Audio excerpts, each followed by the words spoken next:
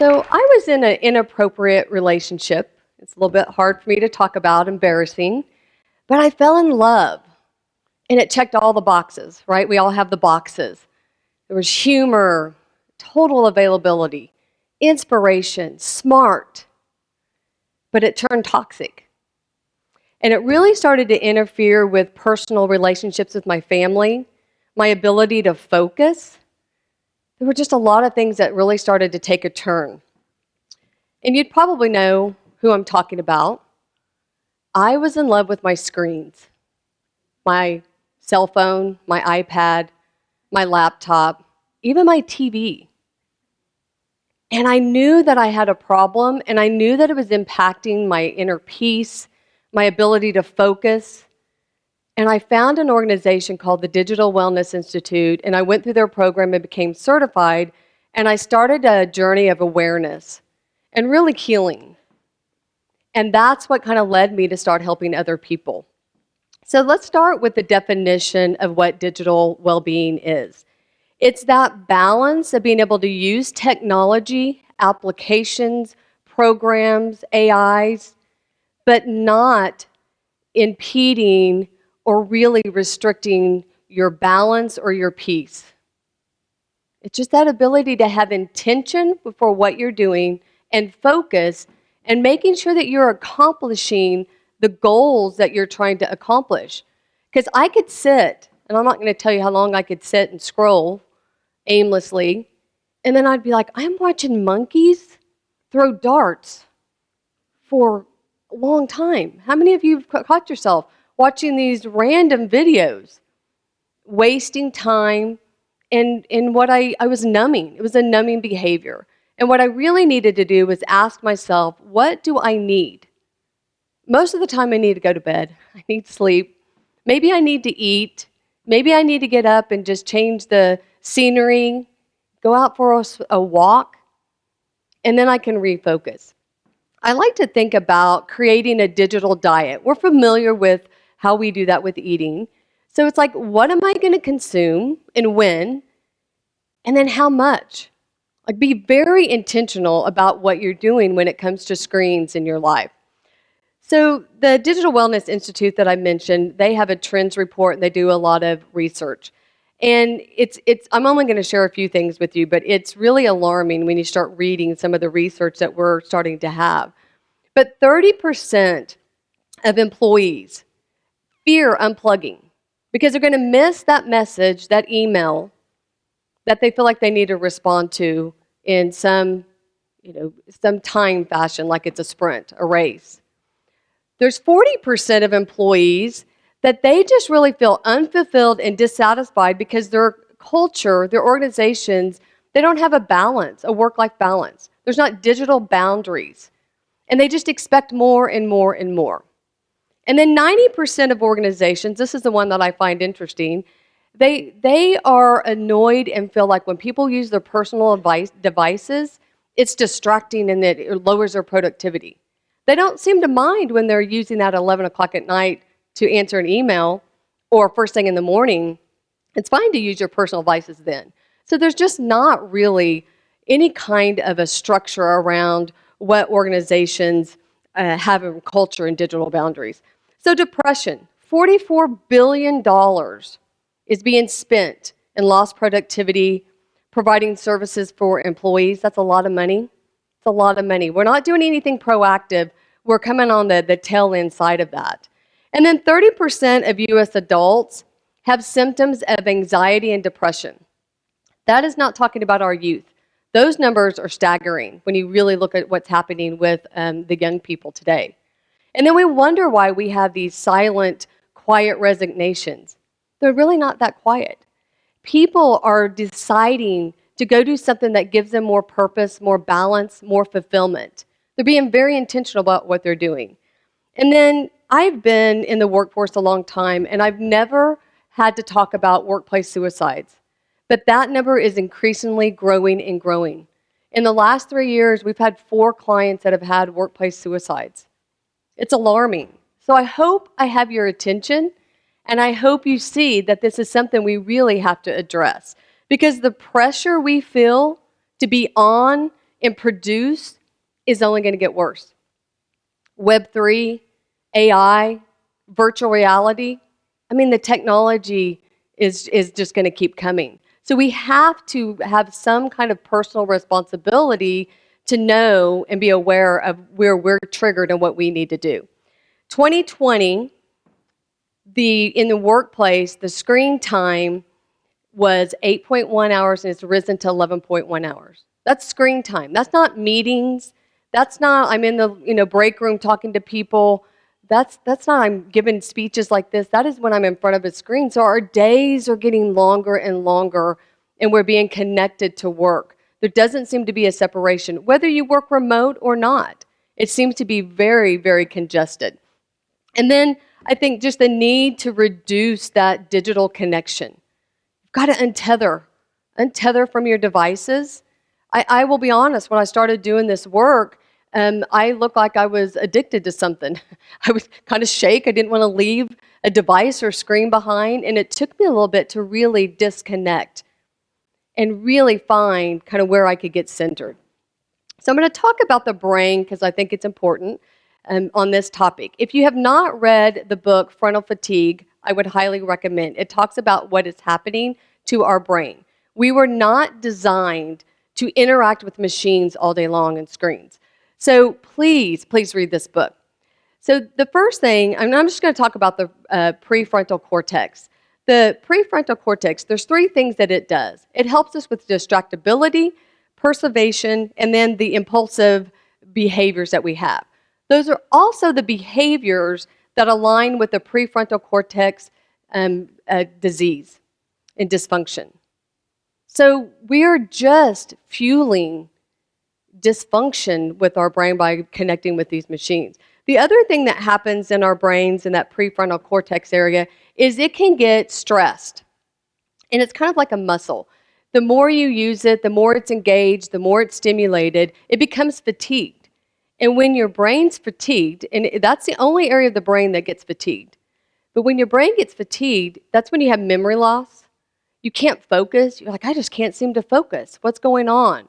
It's also where you're unable to read emotional sensitivities or read a room really well because you fatigue that part of your brain. And then also just modern neuroscience is really starting to show that prefrontal cortex stress and fatigue is triggering mental health issues. And it's alarming when you really start reading into that. So our brain's a big factor in what we're impacting. Now, don't get me wrong, I love technology. I love all the AIs that are coming out. I love every application there is. I won't tell you how many things I have on my cell phone that make my life a lot easier. There's so many good things. It's about the balance. You have to be intentional, and you have to really know you and what your awareness. We're all different. So you really have to pay attention to that. And then 50% of our interruptions during the day are self-inflicted. When I started this work, I would just pay attention of how many times I picked up my phone. It was alarming, by the way. Hundreds of times in a day. And then my focus would go to whatever was on my phone. A notification would come on. I'd have to go see what that is. And you would be amazed of what's happening. If I picked my phone up right now, I could tell you all the news. I probably have some of my family members that are texting me. They probably don't remember I'm here. So you have to really be intentional and really set those boundaries. And I'm going to give you some tips for that. All right, I see some of you are having a reaction because how many of us have had the panic of our cell phone battery almost dying? I have asked complete strangers if I can borrow their charger so that my battery does not die. Now, do I do that for my brain, my emotional health, my physical health? No. I don't have quite the sense of urgency about that. But when it comes to my cell phone, I will be charged. And again, I might even ask you to borrow that. So boundaries are the key. If you do not have boundaries, you're not going to have balance. If you do not have balance, you're not going to have well-being. So I'm going to give you tips. This is kind of from my journey. And I'll start with generate versus stimulate. So you can multitask and have a lot of stimulation and a lot of balls in the air, things moving, but that does not mean you're generating a result that you really are trying to generate. So ask yourself, with all the noise and all the action that's going on, is it generating the result that you want? And really be focused about what that is. The second thing is designate devices. So my cell phone, as my daughter likes to say, I use flip phone capability. I try not to do social and get caught up in reading and doing a bunch of stuff on my phone because it's a black hole for me. My iPad, that's my personal device. That's where I read things that I want to learn about. Might be reading a novel. I do social media. That's kind of my personal device. And then my laptop is strictly for work. It really helps me be intentional with what I'm doing. Travel slow. It's a great boundary. I was the one that left my office for the airport. I had phone call after phone call. Hey, I have to let you go. When I get through security, I'll call you back. Call them back on the other side of security in time to load the plane and go. I mean, I'm also the one that's driving and go, where am I going? What exit am I on? Because I'm multitasking and doing so much. So now when I travel, I don't listen to podcasts. I try not to, maybe sports radio. I try not to listen to things in my car. I try to be present. What am I doing? Where am I going? Who do I get to connect with? Oh, it's the first break I've had today. And that helps reset me. And then expectation margin, I talked about just a little bit, but when you use technology to help you be more productive, reap the benefit of that. So if you were doing something for 4 hours and you found a way to get that done in 2 hours, you gain 2 hours.